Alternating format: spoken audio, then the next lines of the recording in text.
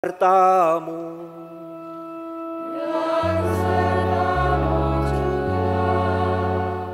Inilah Injil Yesus Kristus menurut Santo Yohanes.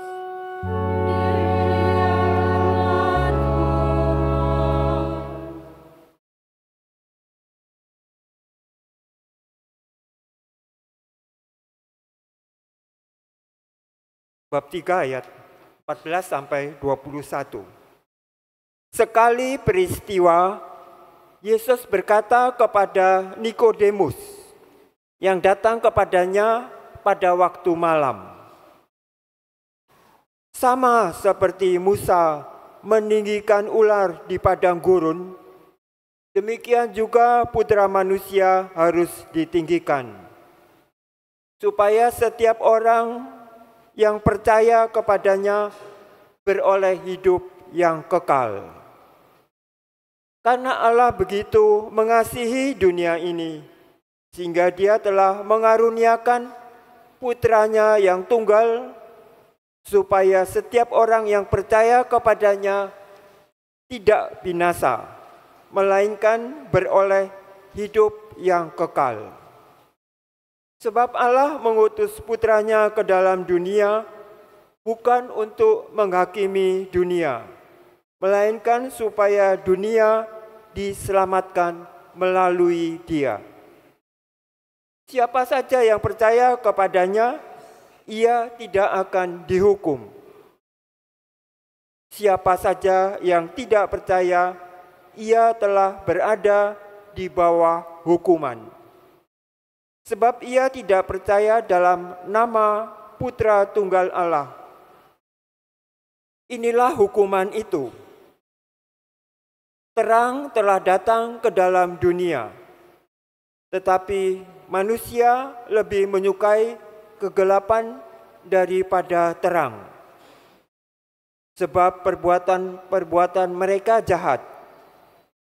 Sebab siapa saja yang berbuat jahat membenci terang dan tidak datang kepada terang itu, supaya perbuatannya yang jahat itu tidak tampak. Tetapi siapa saja yang melakukan yang benar, ia datang kepada terang, supaya menjadi nyata bahwa perbuatannya dilakukan dalam Allah. Berbahagialah orang yang mendengarkan sabda Tuhan dan tekun melaksanakannya.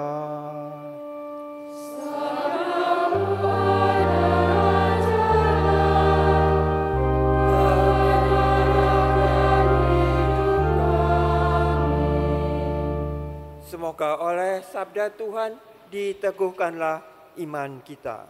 Amin.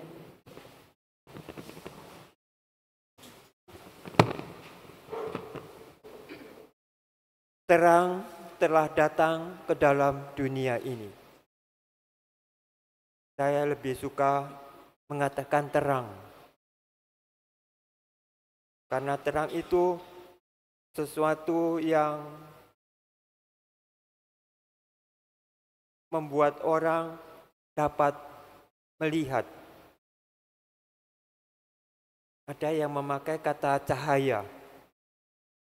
Cahaya itu gelombangnya, sinarnya, kata benda. Tapi saya lebih suka pakai kata terang, karena kata terang itu kata keadaan.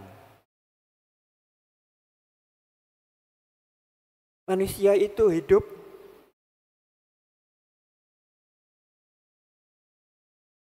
sesuai dengan yang diciptakan Tuhan. Ada badan dan ada rohnya.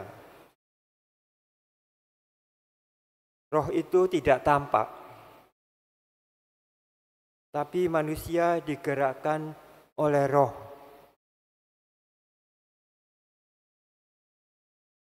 Badan digerakkan oleh tubuh kita ini yang terdiri dari tulang, daging, dan berbagai alat-alat tubuh untuk dapat mengerjakan pekerjaannya. Karena itu ada dua macam hal yang dikerjakan, yang hendaknya dikerjakan manusia, yaitu yang baik dan yang benar.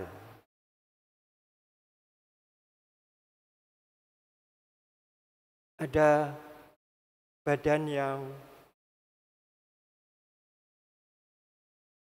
baik, ada badan yang kekurangan. Roh itu ada roh yang jahat dan ada roh yang benar. Dan yang roh benar itu pastilah baik. Manusia dipengaruhi oleh badannya dan rohnya. Badan kita itu kelihatan, perbuatan yang kita lakukan itu kelihatan. Tetapi ada perbuatan yang tersembunyi yang dilakukan oleh roh. Roh itu bisa roh yang benar, tetapi bisa juga yang jahat. Karena roh itu tidak kelihatan, maka apa yang dikerjakan manusia yang dapat dilihat itu badannya. Tapi apa yang dibuat roh itu tidak kelihatan. Jadi manusia bisa melakukan perbuatan-perbuatan yang baik kelihatannya, tetapi hatinya mempunyai pikiran yang lain. Bisa pikiran yang jahat juga. Dan itu yang dikatakan tadi di dalam Injil, bahwa manusia yang mau hidup dengan baik, artinya badannya dan rohnya mengerjakan yang baik dan benar, itu yang disukai Tuhan. Karena itu dikatakan Yesus Kristus, Sang Terang itu datang dan terang itu mengalahkan kegelapan.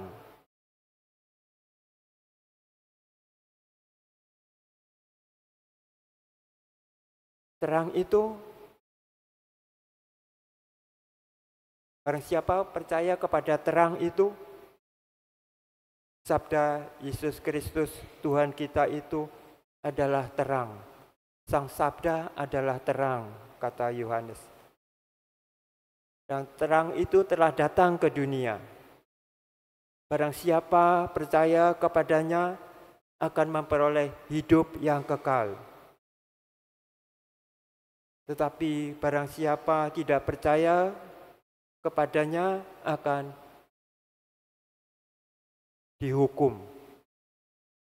Barang siapa tidak percaya, ia sudah ada di dalam hukuman.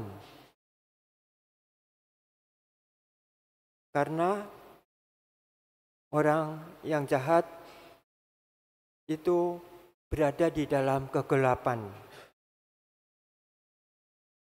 dan tidak mau perbuatannya nampak kelihatan. Karena itu seringkali yang nampak pada orang itu segala yang baik. Badan yang kekurangan tidak mempengaruhi roh.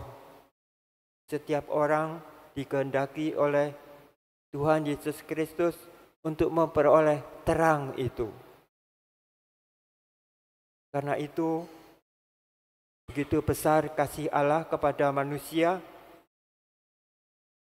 bahwa Allah itu, Bapa itu mengutus putranya yang tunggal untuk diberikannya kepada manusia untuk memperoleh keselamatan, damai sejahtera.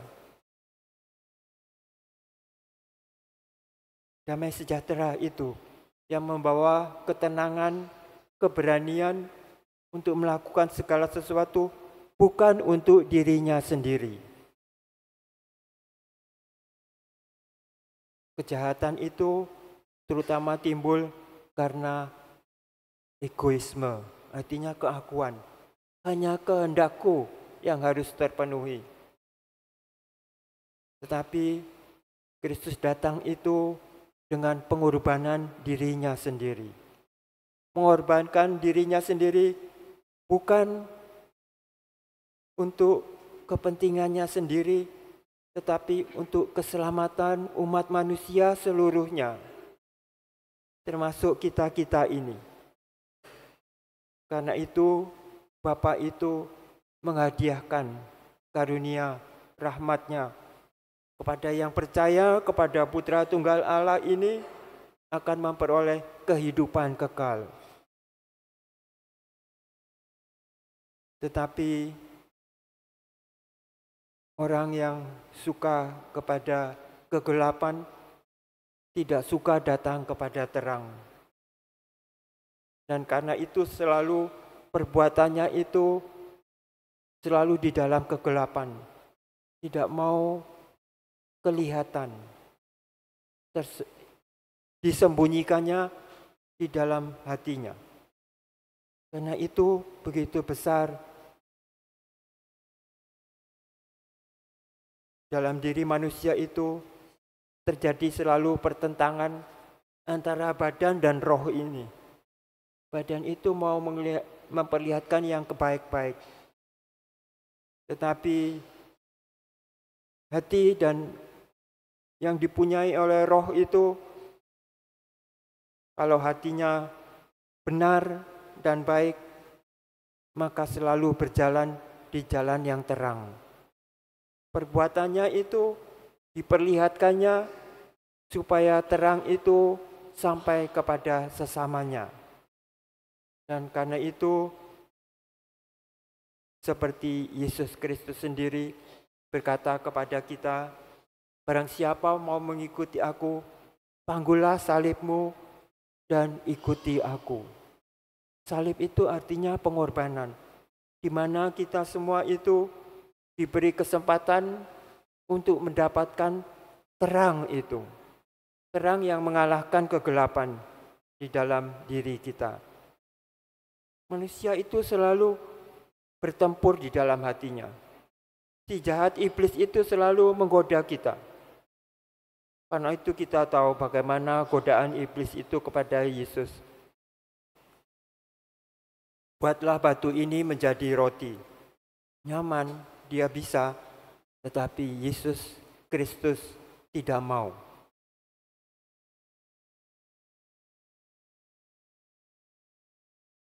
Akan kau berikan kerajaan-kerajaan dunia, asal engkau menyembah aku, kata si iblis itu. Yesus bisa mengikuti iblis itu, tetapi dia tidak mau, karena Allah Bapanya sudah mengutusnya untuk berkorban diri bagi manusia, menyelamatkan manusia di dalam kegelapan itu, supaya memperoleh terang.